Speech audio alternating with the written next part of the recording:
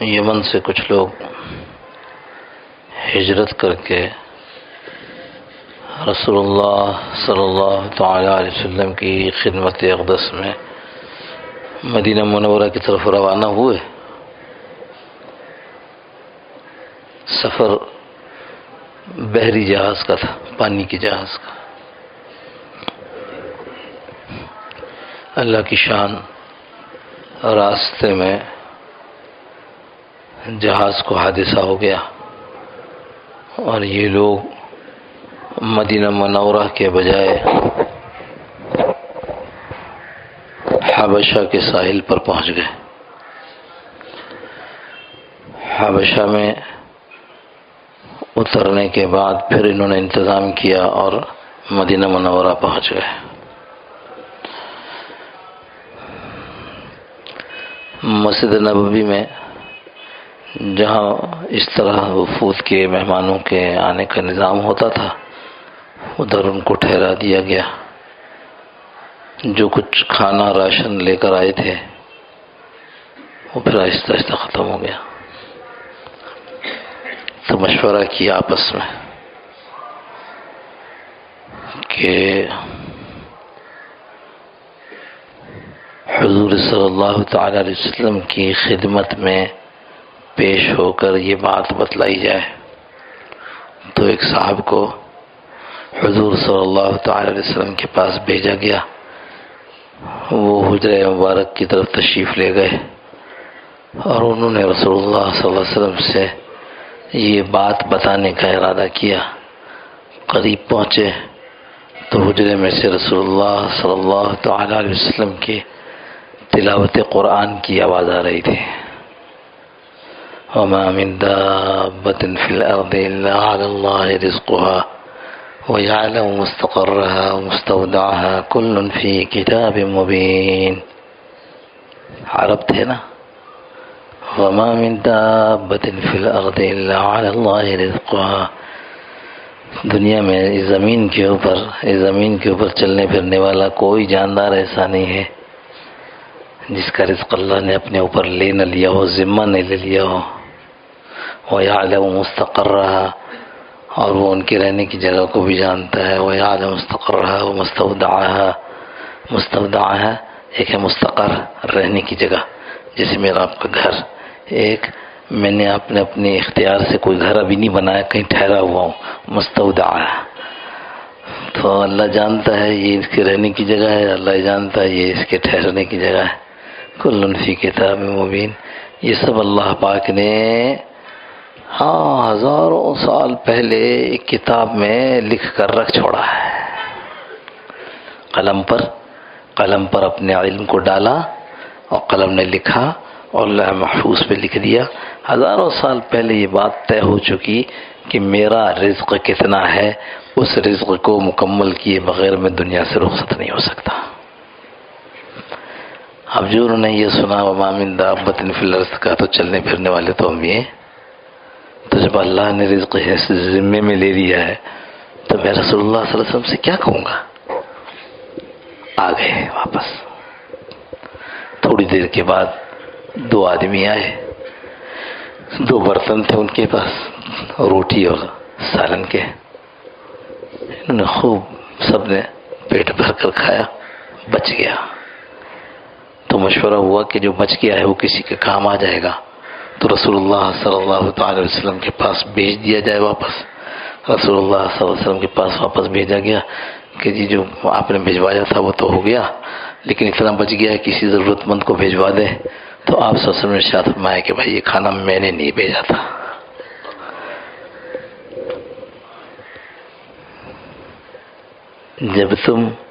جب تم اپنا توکل، اپنا بھروسہ اللہ پر ایسا کر لو گے جیسے پرندے کرتے ہیں، تو اللہ تمہارے پیٹ کو بھی ایسی بھر دے گا جیسے پرندوں کا پیٹ بھرتا ہے۔ صبح اپنے گھونسلے سے نکلتے ہیں خالی پیٹ، ان کے کوئی دکان مکان تجارت ملازمت نہیں ہے، گھر واپس آتے ہیں سب کے پیٹ بھرے ہوتے ہیں۔ اتنا بڑا بت بنا دیا ہے معاش کو، اتنا بڑا بت کہ اس کے لیے عیسائیوں یہودیوں کے سامنے سجدہ کرنے کے لیے تیار ہے، اس معاش کے بت کو سجدہ کرنے کے لیے تیار ہیں، بھلے سے اللہ ناراض ہو جائے۔ اللہ ناراض ہے۔ جب آپ کہتے ہو کہ آئی ایم ایف ہم کو سود پہ قرضہ دے رہا ہے، اللہ کہتے ہیں جو آدمی سود سے قرضہ لے گا دے گا، ہمارا اس سے اعلان جنگ ہے۔ تو چاہتے ہو کہ اچھے ہو جائیں اور جنگ اللہ سے ہے، کیسے ہوگا؟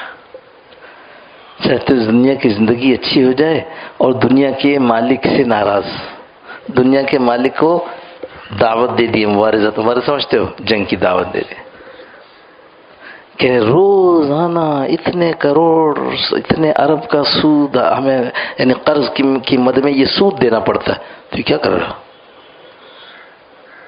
معاش کو اتنا بڑا بت بنا دیا ہے۔ سچ کہتا ہوں، چھوٹے بچہ ہو یا بڑا آدمی ہو، غریب کا بچہ ہو امیر کا بچہ ہو، کسی زبان والے کا بچہ ہو، بچے سے پوچھو، بچے سے، اس کے پاس بھی یہ بات ہے، پیسے نہیں ہوں گے تو کھائیں گے کہاں سے؟ پیسے نہیں ہوں گے تو کھائیں گے کہاں سے؟ معاش اتنا بڑا بت ہے۔ ہمارے بچوں کا ایمان ضائع ہو رہا ہے اس چکر میں کہ ہم ایسی جگہ پڑھاویں جہاں کے پڑھنے کے بعد فوری طور پر ملازمت یا تجارت کر سکے۔ ایمان ضائع ہو رہا ہے اس میں۔ ان کو ایسے اسکولوں میں ایسے ماحول میں بھیج رہے ہیں جہاں ان کے ایمان سلامت نہیں رہ رہے۔ یہاں ایک اسکول ہے کراچی میں، کئی سال پہلے کی بات بتا رہا ہوں، کسی بچے نے اس اسکول کے یہ انٹرنیٹ پر یہ میسج چھوڑا تھا کہ ہمارے اسکول میں فلاں صاحب ہیں، وہ باقاعدہ طور پر لوگوں کو رغلاتے ہیں، اس دفعہ ہمارے اسکول سے 6 لکھا تھا یا 9 لکھا تھا، اتنے بچوں نے اسلام چھوڑ دیا۔ نوکری مل گئی ہوگی، بڑا اچھا معاش مل گیا ہوگا، لیکن ایمان گیا۔ 70 سال کی، 80 سال کی، 100 سال کی زندگی بڑی مزیدار ہو جائے گی، شاید، یقینی نہیں ہے، شاید مزیدار ہو جائے گی، لیکن یہ تو یقینی ہے کہ مرتے ہی جو پٹائی شروع ہوگی۔ یہ بات یاد رکھیے گا، وَامْتَازُوا الْيَوْمَ أَيُّهَا الْمُجْرِمُونَ۔ مرنے کے بعد پھر یہاں تو رولے ملے نا، سب رل مل گئے نا۔ آپ کو نہیں پتا کہ تیسین صاحب کی حقیقت کیا ہے، آتے ہیں پگڑی پہنے ہوتے ہیں، اسلامی لباس ہے، داڑھی بھی ہے، بڑے نیک آدمی ہوں گے۔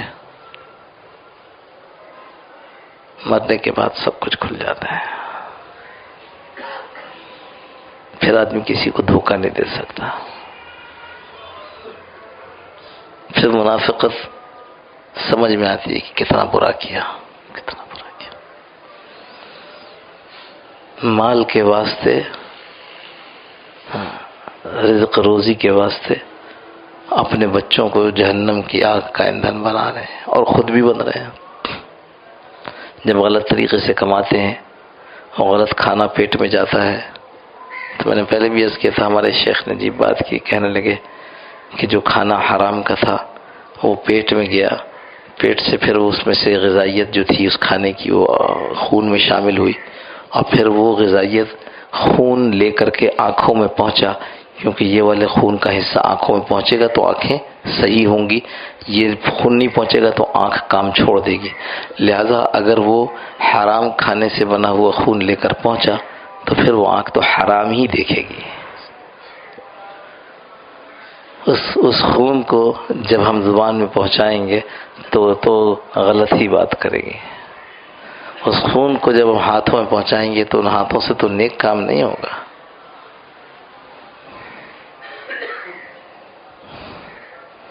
حکومتیں اپنی جگہ پر چھوڑ دے، رہنے دیں، ان کے بس کا نہیں ہے۔ یہ جو کہا جاتا ہے نا، یہ غلط نہیں کہا جاتا کہ جو آدمی اپنے 6 فٹ کے جسم پر اسلام کو نہیں نافذ کر سکتا ہو وہ پورے ملک پہ کیسے کرے گا۔ اس کے لیے تو آدمی کو وہ جنون چاہیے، وہ دیوانگی چاہیے جس کو ہم اللہ اور اس کے رسول سے عشق کہتے ہیں۔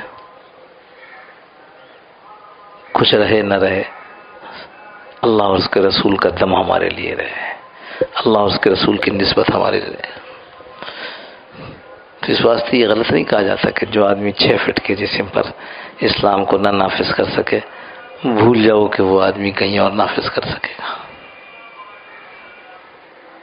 اس لیے بھائی ہم حکومتوں کے چکر میں نہیں رہتے ہیں، ہم تو آپ حضرات سے یہ بات درخواست کرتے ہیں، اللہ کرے ہمارے جی میں بھی اتر جائے کہ جو ہم کر سکتے ہیں وہ ہم کر گزرے۔